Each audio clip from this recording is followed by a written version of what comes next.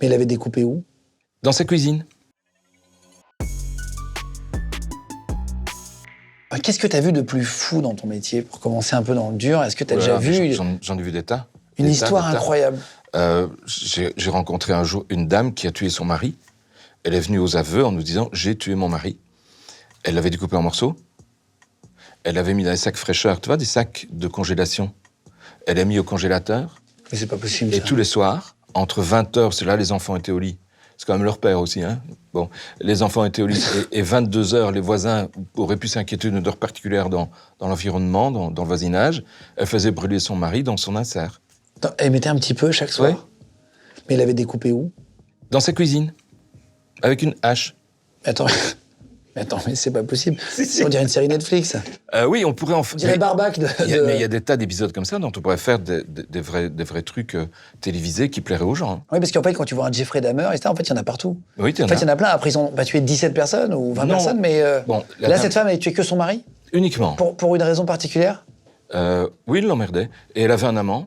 Et donc, voilà, il venait l'emmerder chez elle. Elle l'a tué jour, comment? elle a dit que c'était pour se défendre avec une hache. Donc, c'est une dame qui a une hache dans sa cuisine. Bon, tout le monde a ça dans sa cuisine, c'est bien connu.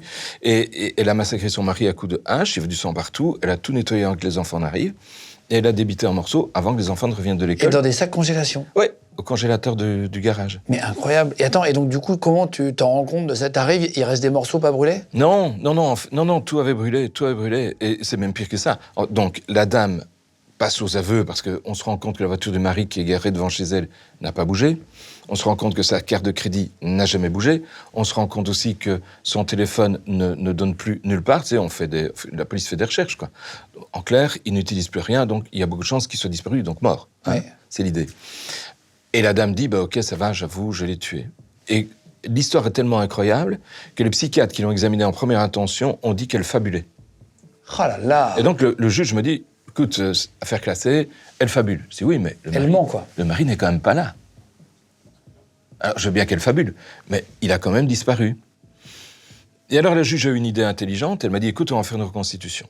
Tu vas venir et tu vas lui poser toute question que tu veux parce Et tu vas voir si elle ment ou pas. Et tu vas voir si elle ment ou pas. Et je lui ai posé des questions très précises que personne, à part un médecin légiste, pourrait répondre. Comment elle a qui coupé, prouvait, non, ça c'est facile à l'âge, tu vas comme tu veux. Mais quels sont les morceaux que l'on retrouve après une calcination, ce que tout ne brûle pas? Il reste des petits morceaux, et ces morceaux ont une apparence tout à fait spéciale, une couleur spéciale, tout est un peu particulier, et permet justement de voir à quelle température elle est le feu, etc. Et je lui ai posé plein de questions, Ah, wow. Elle m'a répondu de façon tout à fait claire, Direct. nette, précise, directe, c'était tout bon. Et donc t'as dit, ok, c'est bien J'ai elle dit, qui a tué son madame, mari. oui, vous l'avez fait. Et elle était contente qu'on lui dise qu'elle l'avait fait.